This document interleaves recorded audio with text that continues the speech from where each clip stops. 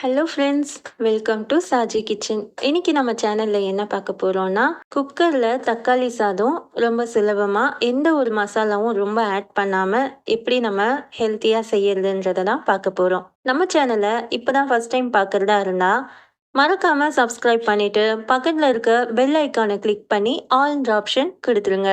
அப்போ தான் டெய்லி போடுற வீடியோஸ் உங்களுக்கு நோட்டிஃபிகேஷனாக வரும்.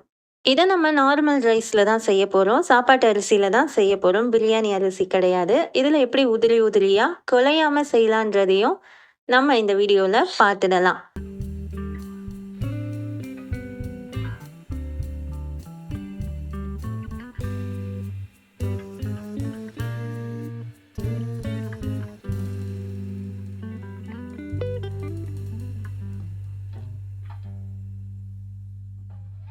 இப்போது தக்காளி சாதம் செய்யறதுக்கு நம்ம என்னென்ன எடுத்திருக்கோன்னா, கொஞ்சம் புதினா, 2 பெரிய வெங்காயத்தை கட் பண்ணி வச்சுருக்கோம். நீட்டாக நறுக்கிக்கோங்க.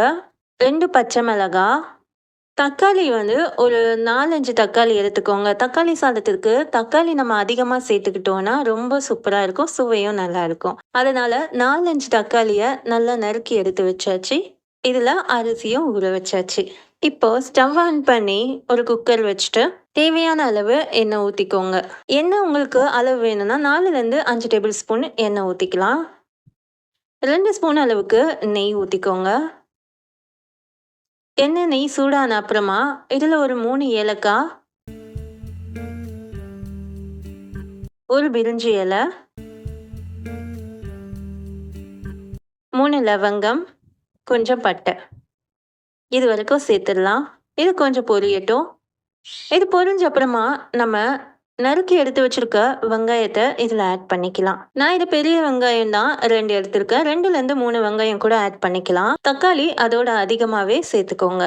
வெங்காயத்தை இது போல் நீட்டாக நறுக்கி வச்சு செஞ்சிங்கனாவே ரொம்ப சுவையாக இருக்கும். பிரியாணிக்கு, தக்காளி சாதத்துக்கு, இதுக்கெல்லாம் நம்ம குக்கரில் செய்யும் போது ஆனியனை நம்ம நீட்டாக கட் பண்ணால் ரொம்ப டேஸ்ட்டாக இருக்கும்.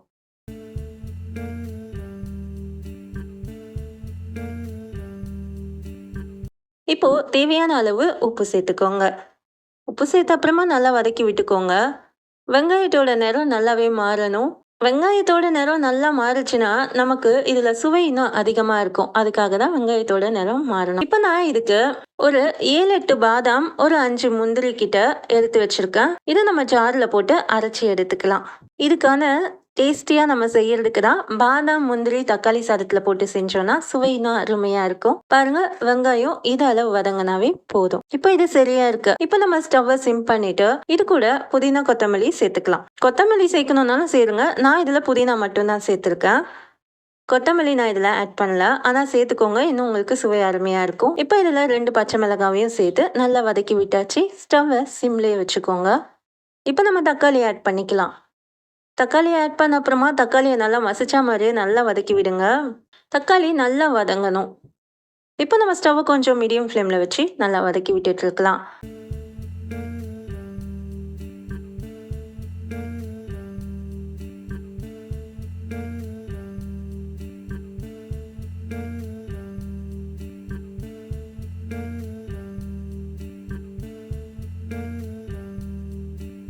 அரை ஸ்பூன் அளவுக்கு இஞ்சி பூண்டு விழுது சேர்த்துக்கோங்க. இஞ்சி பூண்டு விழுது சேர்த்த அப்புறமா இதை நல்லா மிக்ஸ் பண்ணிக்கோங்க. இஞ்சி பூண்டு விழுதோட பச்சை வாடை போகிற வரைக்கும் நம்ம இதை நல்லா மிக்ஸ் பண்ணிப்போம். பாருங்கள், இது போல் நல்லா வதக்கிக்கோங்க. நமக்கு தக்காளி நல்லா சாஃப்டாக வதங்கணும், அது வரைக்கும் நம்ம வதக்கிப்போம். இப்போ 1/4 ஸ்பூன் அளவுக்கு மஞ்சள் சேர்த்துக்கோங்க. 1 ஸ்பூன் அளவுக்கு மிளகாத்தூள் சேர்த்துக்கோங்க. ஒரு அரை ஸ்பூன் அளவுக்கு மல்லித்தூள் சேர்த்துக்கோங்க. அரை ஸ்பூன் அளவுக்கு பிரியாணி மசாலா சேர்த்துக்கோங்க. இது ஆப்ஷனல் தான். பிரியாணி மசாலா ஆட் பண்ணோன்னா பண்ணலாம், இல்லை வேண்டானா வேண்டாம். பிரியாணி மசாலாவில் உங்களுக்கு காரம் இருக்கும், அதனால தான் மிளகாத்தூள் நான் 1 ஸ்பூன் போட்டிருக்கேன். இதில் ஒரு அரை ஸ்பூன் பிரியாணி மசாலா சேர்த்துருக்கேன்.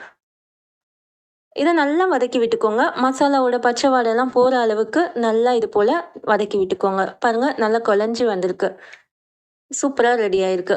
இப்போ இதுதான் நம்ம பாதாம் முந்திரி காமிச்சோம்ல, அதை அரைச்சி எடுத்தாச்சு. கொஞ்சமாக தண்ணி விட்டு நல்லா இது போல் மைய பேஸ்ட் மாதிரி அரைச்சிக்கோங்க. இந்த ஸ்டேஜில் ஊற்றிக்கோங்க. மசாலாலாம் போட்டு முடிச்ச அப்புறமா நீங்கள் இதை ஆட் பண்ணிக்கோங்க. இதை ஆட் பண்ண அப்புறமா நம்ம இதை நல்லா மிக்ஸ் பண்ணி விட்டுக்கலாம். நம்ம இதை நல்லா இது போல் மிக்ஸ் பண்ணி விட்டுக்கோங்க. இது ரொம்பவே டேஸ்ட் உங்களுக்கு சூப்பராக இருக்கும். இதை மாதிரி ஒரு முறை நீங்கள் செஞ்சு கொடுத்தீங்கன்னா மறுபடியும் எனக்கு இந்த தக்காளி சாதம் வேணும்னு கேட்குற அளவுக்கான டேஸ்ட் இருக்கும். இது கூட நம்ம கொஞ்சம் தயிரை ஆட் பண்ணிக்கலாம். ரொம்ப அதிகமாக இல்லாமல் கொஞ்சமாக தயிரை ஆட் பண்ணிக்கலாம். பாருங்கள், தயிரை ஆட் பண்ணி அதையும் நல்லா மிக்ஸ் பண்ணிக்கோங்க. சூப்பராக ஒரு கிரேவி மாதிரி ரெடி ஆகிருக்கு பாருங்கள். பார்க்குறதுக்கே ரொம்ப சூப்பராக இருக்குது. இப்போ இது சரியாக இருக்குது. இப்போ இதில் நம்ம தண்ணி ஆட் பண்ணிக்கலாம். நான் இதுக்கு 2 டம்ளர் அரிசி வச்சுருக்கேன். 1 டம்ளர் அரிசிக்கு 1.5 கப் தண்ணி ஊற்றணும். டம்ளர்னாலும் கப்னாலும் 1.5 அளவு, அதுதான். 1.5 டம்ளர் தண்ணி வச்சுருக்கேன். அப்போ நான் 3 டம்ளர் தண்ணி வச்சுருக்கேன். இப்போ இதில் நம்ம இந்த ஸ்டேஜில் தண்ணி ஆட் பண்ணிக்கோங்க. மசாலா எல்லாமே மிக்ஸ் பண்ணி எண்ணெய்லாம் பிரிஞ்சு வந்த அப்புறமா நல்லா வதங்கி இது போல் உங்களுக்கு கிரேவியான அப்புறமா நீங்கள் தண்ணி ஆட் பண்ணிக்கோங்க. தண்ணி ஆட் பண்ண அப்புறமா இதை நல்லா மிக்ஸ் பண்ணி விட்டுக்கோங்க. நல்லா கலந்து விட்டுக்கோங்க. கொதிச்சு வந்த அப்புறமா நம்ம ஊற வச்சிருக்க அரிசியை இதில் ஆட் பண்ணிக்கலாம். பாருங்கள், இது போல் கொதி வரணும். இது நல்லா கொதி வரணும். இது போல் நல்லா கொதிக்கும் போது நம்ம ஊற வச்சிருக்க அரிசியை வடிகட்டி எடுத்துட்டு அந்த அரிசியை இதில் நம்ம சேர்த்துக்கலாம். இது போல் ஆட் பண்ணிக்கோங்க. அரிசி சேர்த்த அப்புறமா நம்ம கரண்டியை வச்சு கொஞ்சம் இது போல் கிண்டி விட்டுருங்க. எல்லாமே சேர்த்து நல்லா மிக்ஸ் பண்ணிக்கோங்க. இந்த ஸ்டேஜில் நீங்கள் உப்பு காரம் செக் பண்ணணும்னா செக் பண்ணிக்கலாம். இப்போ நம்ம குக்கர் போட்டு மூடியாச்சு. மூடி போட்டு மூடின அப்புறமா இது நல்லா ஒரு விசில் வந்து அடங்கின அப்புறமா நீங்கள் ஓப்பன் பண்ணி பாருங்கள். சூப்பராக ரெடியாக இருக்கும் தக்காளி சாதம். பாருங்க, ரொம்ப சூப்பராக வந்திருக்கு. அரிசி கொஞ்சம் கூட குலையாம ரொம்ப உதிரியாக சூப்பராக வந்திருக்கு. நார்மல் அரிசிலேயே நம்ம சூப்பராக தக்காளி சாதம் ரெடி பண்ணிட்டோம். இப்போ இதை நம்ம சர்வ் பண்ணிடலாம். இது கூட நான் கொஞ்சம் ரைட்டா ரெடி பண்ணியிருக்கேன். ரைட்டா சேர்த்து இதை நம்ம அழகாக சாப்பிட்டுடலாம். ரொம்ப அருமையாக இருக்குது. பார்க்கும் போதே ரொம்ப சூப்பராக இருக்குது பாருங்க. தக்காளி சாதம் உங்களுக்கும் ரொம்ப பிடிக்கும்னா மறக்காமல் லைக் போட்டு போயிடுங்க. இதே மாதிரி நீங்களும் ட்ரை பண்ணி பார்த்துட்டு கமெண்ட்ஸில் சொல்லுங்கள். இந்த வீடியோ உங்களுக்கு பிடிச்சிருந்துச்சுன்னா இந்த சேனலை லைக் பண்ணுங்கள், ஷேர் பண்ணுங்கள், மறக்காமல் சப்ஸ்கிரைப் பண்ணுங்கள். தேங்க்ஸ் ஃபார் வாட்சிங்.